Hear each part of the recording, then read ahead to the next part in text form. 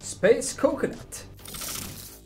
Okay, so we're going to talk about the recent DS change that makes it much more fair and balanced, and why this deliberate change by the devs should be applauded by killers as well as survivors. I was going to talk about Dragon's Grip and how this amazing piece of work made it into the game, but with the reliability that we can expect bugs to be in the game after every change, I thought that this was more important to talk about, especially with the recent Best of the Best tournament fiasco, the hotfix that dropped, and also, thanks to the recent dev Q&A, they answered an important question that we really should talk about. Before I get into this one, I want to encourage you to sub to the channel if you're new and hit the bell so you don't miss any future videos. If you ever want to talk about anything you see in my videos, come by Twitch where I'm live every Saturday. I also have random streams during the week, so feel free to join the Discord if you want to see when any of those random streams will happen. Links to everything are in the description.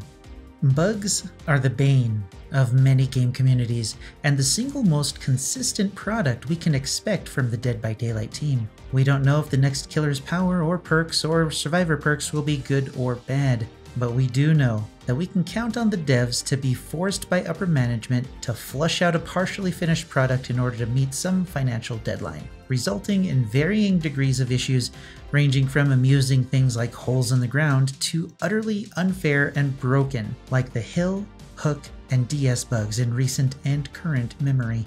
How can a company making over $113 million a year with 560 employees not be willing to allocate the resources they have available to make the gaming experience of all of their players as smooth as possible? Instead, we get the tried and true quantity over quality system of content creation from Behavior. I mean, I guess it makes sense. Why make a stable and good quality product for X dollars when you can make several buggy and broken products for the same price? Clearly, the people in charge only care about getting more content out there instead of allowing the Dead by Daylight team to actually increase the quality of the game. To be fair, the majority of the company works on games for other companies, and Dead by Daylight was basically a happy accident that they're doing their best to capitalize on. They also tried to replicate Dead by Daylight's success by creating Death Garden, which was...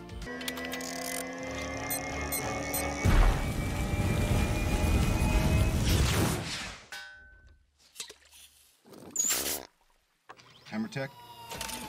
Yeah.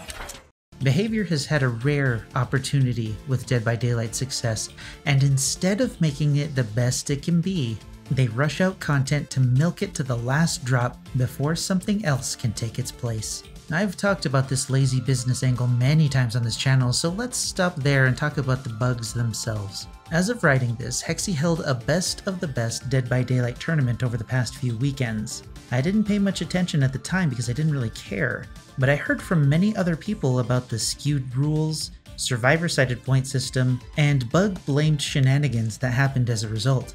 And wow, not only did the tournament creators not think about the impact their point system would have, so just coming down to the sheer hook difference with the same amount of generators being completed, man, it's so sad to watch. Odd's playing an incredible match, almost exactly what he needed to do, but with Dr. Rock dying the way that he did and Nightlight just trying to get the door open, unfortunately is going to be just shy on the points there.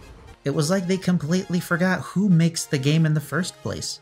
The tournament highlighted so many issues that exist in Dead by Daylight that even the whitest of white knights were having a hard time defending the game as a result.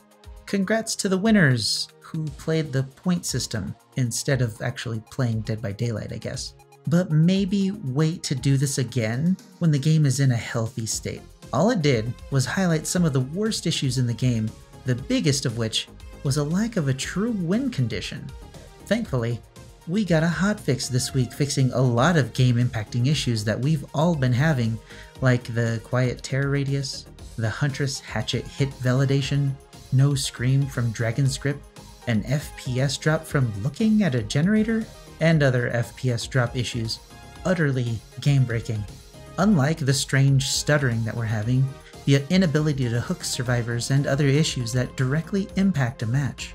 I didn't mention the DS bug here because you can avoid that bug by not using DS. While that's not a fix, and it's not me being snarky, it's a simple truth.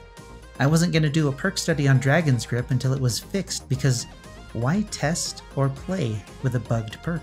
My point is that this new chapter came out and the devs already had a slew of issues to deal with, and instead of ironing out those issues and bugs, and then working on a new chapter with new features that would interfere with the past bug issues, the higher-ups pushed the devs to release the patch anyway, and of course, came with a few shadow nerfs that weren't entirely unexpected. Compound 21 was definitely too strong, but let's not talk about the control, range, and duration of Object of Obsession, right? They're completely different things. The add-on still isn't too bad if survivors don't catch on to the fact that you're using it, but I think experienced survivors are going to be able to play around it, which will make for some great meme videos, I'm sure. Regardless of shadow nerfs, many of the larger bugs we're facing haven't even been taken care of yet. But we can be sure that there will always be something wrong with the game. But should that always be the case? Why can't the devs, fix the bugs? Recently, during the dev Q&A, we got this lovely snippet. From forums, creator TH is asking, have you guys ever considered dedicating a chapter just for game health? Yeah, that's a good question. It's been discussed internally, but the team really grew a lot over the past years, or two. Like the last 2 years, I think we doubled the size of the team, maybe more. So now we are able to work on chapters and also to bring game health features such as hit validations, the new tick rate, the matchmaking system. So we have enough persons to work on both topics at the same time. Separate teams. This means that instead of using all that manpower to focus on single problems to get them out of the way, they can instead spread everyone out to deal with different issues all at the same time, hoping that their communication is enough to get each team's solution to meld together seamlessly when they're finished, hoping that when Team A finished fixing one bug, it didn't change something that Team B needed to fix a different bug, creating an entirely new bug. This system clearly works because every single one of the examples he gave were perfectly implemented into the game. Hit validation? Perfect. Performance? Man, that's perfect. Matchmaking? Yeah, we all know that it was flawless when it was implemented. I don't know about you, but they gave the worst reasons not to dedicate a chapter to the health of the game. They practically told us why they can't seem to make any changes without creating game-breaking bugs at the same time. How can they listen to themselves and say that a health chapter isn't needed? I'll pile on this gem as well, that the excuse they gave for not implementing bots into the PC version of the game was because Dead by Daylight Mobile was a separate team. What the hell does that have to do with this team seeing that bots are a requested feature and saying that they aren't working on it when the mobile team somehow got the system working within what feels like a very short time?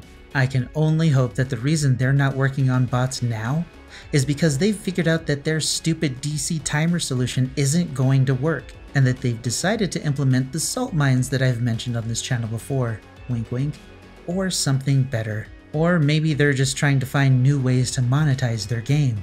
Dead by Daylight dominates the asymmetrical horror market. This is a simple fact. It's also a fact that they're complacent with their success. Industry dominance can bring complacency, and security can spawn an attitude of, if you don't have to compete, why do you have to care? And instead of taking care of the issues their players have with the game, they instead focus on selling their players more stuff. A publisher having a market effectively by the throat means that players are essentially held hostage to bad decision making. And we're going to not start with sports. Take The Sims 4. It was recently blessed with another chunk of DLC, this time Star Wars themed. But that was all while dozens of major community complaints with the game remained unaddressed, right? The game is still a bit busted, but hey, at least you can still get Baby Yoda. New graphics are a selling point to the game, but how many in the community were expecting a massive optimization hit? And what happened? Game-breaking bugs are a common occurrence in Dead by Daylight because the company is more interested in a player's wallet than their experience.